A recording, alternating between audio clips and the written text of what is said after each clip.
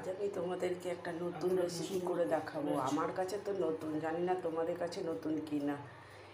কচু ফুলগুলো সেদিন তুলেছিলাম, তা আমার এক বান্ধবী বললো এই ফুলগুলো রান্না করে খাওয়া যায়, খুবই ভালো লাগে। তো ফুলগুলোকে ছোট ছোট করে কেটে প্রথমে একটু জলে সেদ্ধ করে নিলাম, পরে জল ঝরিয়ে নিলাম একটা ঝুড়ি করে।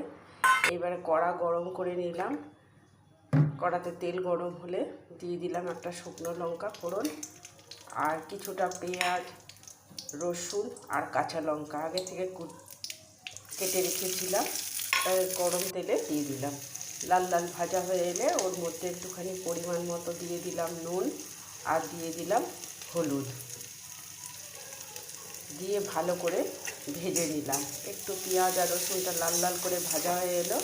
এবার জল ঝরিয়ে রাখা কচু ফুলগুলোকে আমি দিয়ে দিলাম, দিয়ে ভালো করে শুকনো করে ভাজা ভাজা করে তুলে নেব। এই যে আমার ভাজা ভাজা হয়ে এলো, দিয়ে একটা পাত্রে তুলে রাখলাম।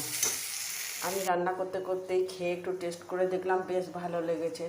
তোমরা যদি না খেয়ে থাকো তো একবার করে খেয়ে দেখো, বেশ ভালো লাগলো।